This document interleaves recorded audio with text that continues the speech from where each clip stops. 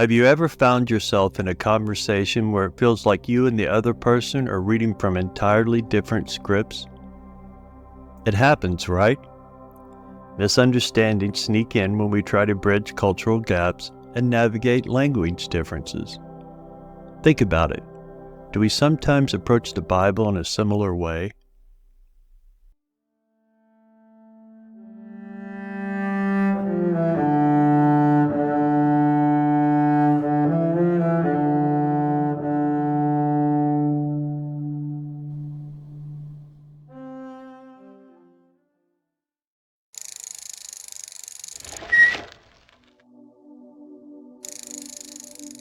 The Bible, crafted by ancient Hebrew, Aramaic, and Greek authors, mostly Israelites, carries unique cultural perspectives and assumptions. So how do we align ourselves with their wavelength for a deeper understanding? Let's acknowledge that reading the Bible is like embarking on a cross-cultural journey. We often get so used to modern translations that we forget it's essentially ancient Jewish literature. Translators work hard to convey the original meaning, but even with the translated text, interpreting it can still be a puzzle. Modern translations carry ancient culture nuances about the cosmos, the world's origins, community, and traditions. How do we, as contemporary readers, make sense of it all? Picture this. Biblical authors are like ancient foreign correspondents, speaking another language. Our modern translations play the role of bilingual interpreters. And we're learners, experiencing a cross-cultural exchange as we read. We've got a guide, the translation, speaking our language, but there are still things we need to be mindful of. When the translator gives us the word heart, are they talking about emotions, the cardiac muscle, or using it figuratively? Context, colored by ancient cultural clues, helps us grasp the intended meaning and respond appropriately. Now let's dive into the ancient ideals that shape the cultural lens of biblical authors. No need to fully adopt or reject Eastern or Jewish culture, but recognizing their backdrop aids in comprehension. Back in the biblical days, characters like Abraham, Isaac, Jacob, Moses, and David were basically living the nomad dream. No fancy houses or permanent addresses for these folks. They were all about tents and roaming around in search of water and sweet pastures for their livestock. Now let's talk desert wilderness. It was their turf.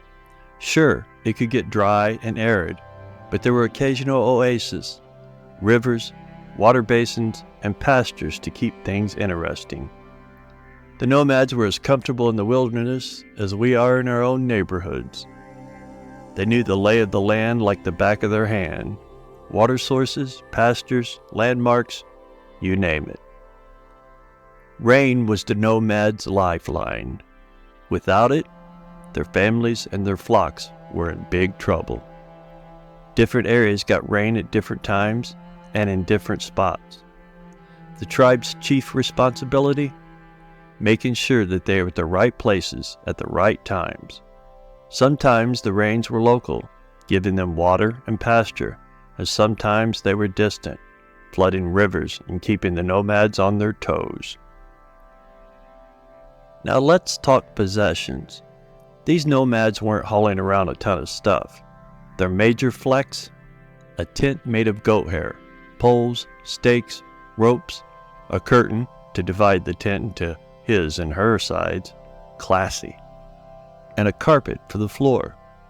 The real wealth? The size of their flocks and herds, the ultimate nomad currency, supplying them with milk, meat, skin, hair for tents, horns for trumpets, and all sorts of odds and ends. In the kitchen department, they kept it simple. Bags made of skins for carrying grains and dried fruits, some utensils, and a grinding mill for making flour. Oh, and they didn't forget the weapons. bow and arrow, spears, knives, multifunctional tools for butchering, farming, and defense. Families in nomadic camps were like tight-knit crews of 25 to 50 members. Too few, and it's hard to protect the family. Too many, and it's a feast-planning nightmare. The head honcho? Usually the oldest family member, ruling the tribe with discipline and authority. And here's the drill for social activities. Guys chatting it up at meal times, women teaming up for food prep and tent DIY projects. Storytelling was the OG Netflix. Elders sharing the tribe history with the kiddos for some quality entertainment. Hospitality was a big deal. Whether you were from a related clan or an enemy tribe, the nomads had your back with food, shelter, and protection as long as you were in their camp. Now let's talk religion, nomad style. It's not your typical Sunday service. It's a lifestyle. Rain was their hotline to God, and everything they did, eating, shelter making, working, was like a non-stop prayer. They saw God's power, justice, love, and mercy in everything, living in harmony with their surroundings. Nomad life, one long prayer to the Almighty. Biblical authors had a unique worldview, rooted in a spiritual reality as the foundation for all material. They embraced a collectivist paradigm, viewing the individual as such an intricate part of the whole that one person has the power to affect generations of people, for better or for worse.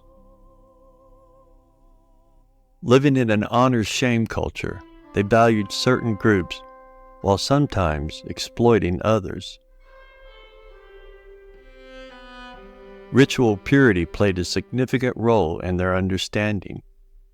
Words such as holy, unholy, clean, unclean, pure, impure, undefiled, unblemished, sanctified, saints, defiled, profane, and common describe what they consider proper and improper. We might connect with some of these cultural aspects, but the ancient context differs from our modern understanding. By acknowledging this gap, we can grasp the Bible authors more clearly. Now here's a thought. We might read a phrase like, the kingdom of heaven, and assume it's a destination for the afterlife. But peeking past our cultural blind spots, we discover it's a way of living, embodying love for God and people. To truly hear the Bible's message, we need to read the author's letters, poems, and stories within their literary and ancient cultural context, appreciating how Yahweh's laws challenge norms or Yeshua's teachings flip societal hierarchies. In conclusion, the ancient folks who wrote the Bible, shepherds, farmers, fishermen, spoke a different language from a different world. Modern translations act as bilingual guides, taking us back in time. Yet we still have our cultural blind spots, and that's okay. Paying attention to them lets us appreciate how God's love and healing touch every culture, ancient and modern, as His kingdom unfolds on earth.